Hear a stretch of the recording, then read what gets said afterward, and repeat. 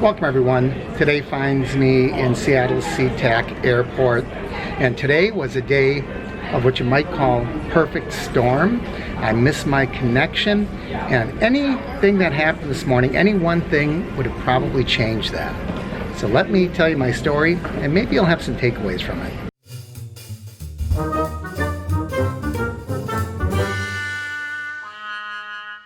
Hey everybody, I'm sitting here waiting for my next flight, which isn't going to be for 6 hours because I missed my connecting flight just barely. I was at the gate at 12:10, the flight leaves at 12:20, that already closed the gate, already closed the door. So let's talk about what happened. I started out in Victoria, British Columbia this morning. I'm flying on Alaskan Airlines, and there was a delay with my originating flight with a departure. They blamed the delay on SeaTac. Apparently the plane was coming from SeaTac, or there were backups for landing, I don't know.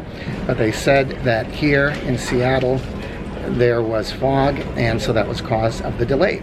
So my initial flight was supposed to leave at 9:05, was rescheduled for, I think it was 10:20. We might have got out a little earlier than that. Typically an hour isn't that bad, but I had my fingers crossed. I thought, yeah, I can probably still make it. When we first got off the plane, we had to sit on the tarmac and wait for a bus to arrive. And the bus had to take us from the plane. Everyone had to get off the plane. Everyone, of course, hops up. They think they're going to be the first ones off because they all have a connection. Didn't do any good. They all had to get on a bus, wait till everyone's on, and everybody, the slowest people, if someone was in a wheelchair, that's the last person to get on the bus. Then the bus had to shoot across the tarmac. Then we had to wait for a couple of planes. So this is where the bus was driving, and we literally had to wait for planes to pass in front of us. If one plane hadn't been there, we might have crossed and saved 5-6 minutes. Anyway, I know I'm taking this out of order, but we get off the plane, we wait. We get on a bus, we wait. The bus lets us off. We have to do a lot of walking to immigration or customs, we wait. Now here's the issue, and it really depends when you're flying internationally. And make no mistake about it, between Canada and the US, that's an international flight. So you have to do all the things with customs and, immigration and all that. So in some airports, depending on your originating airport, like Toronto, for example, you go through US Customs in Toronto. And then it's very quickly, you get on your plane, and when you get off, you're just in the US. It's like any other domestic flight, pretty much. Well, that's not the case with Victoria. So we got on the plane, and when we got off, we had to do a number of things.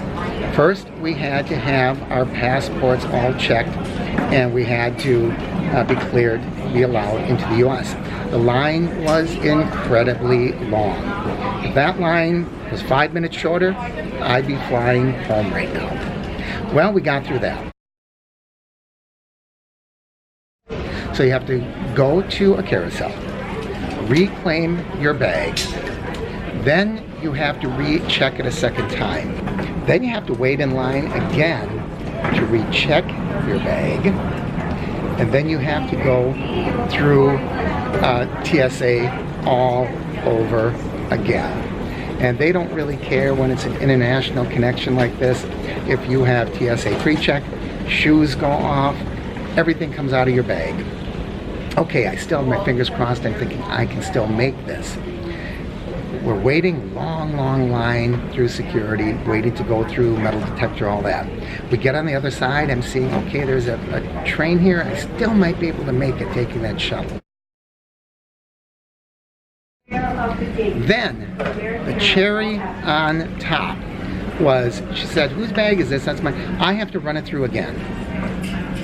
I have no idea why.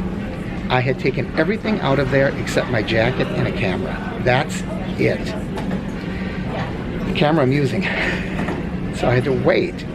If that hadn't happened, I'd probably be flying home right now. And then the bag comes off the other end, and then he has to take it and open it up and go through it, open every little nook and cranny on my camera case. Now, I'm going to show you my camera case. There's two little sections there. He had to open this up. He had to open this little bag up, unzip the whole thing.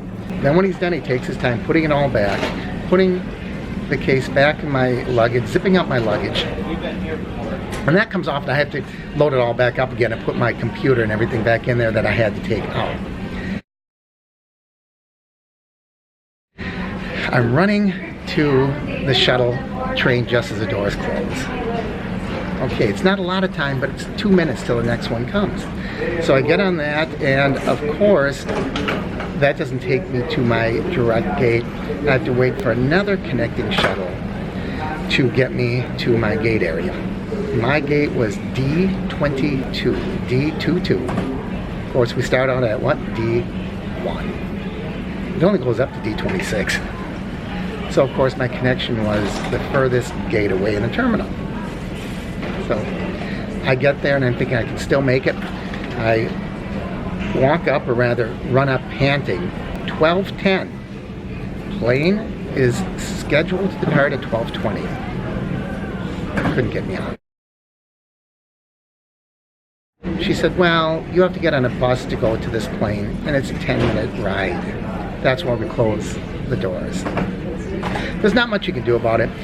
I have seen at times airlines, if they know that their connection is late, they will sometimes delay, especially something like this when you know passengers are only going to be getting on 2 or 3 minutes late. I understand it's like a half-hour delay, but I've seen airlines do it. But the bottom line is, an airline, and I don't mean this to sound rude or nasty, but this is just the facts.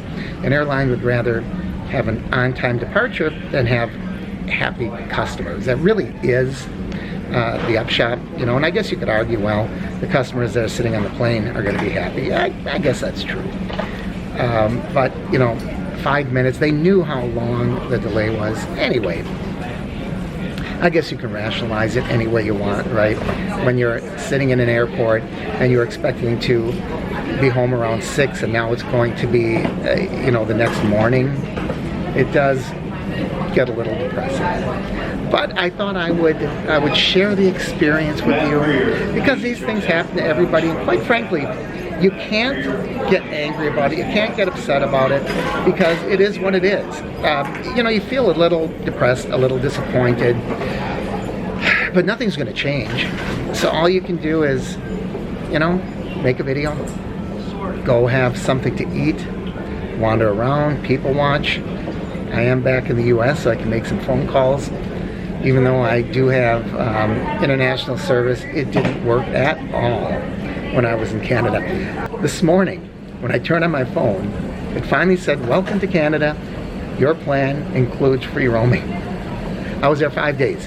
That message finally came through this morning. So, like I said, it was just a perfect storm. Any one of those things, if it would have landed at a gate instead of needing a bus, if the bus wouldn't have had to wait for a plane crossing, it waited a long time, if the line at customs was shorter, if we didn't have to reclaim our bag and recheck our bag, if the security line was shorter, any one of these things, if they hadn't had to run my bag through twice, if I didn't have to wait that extra few minutes for the next shuttle, if my connecting gate wouldn't have been at the end, it would have been at the beginning.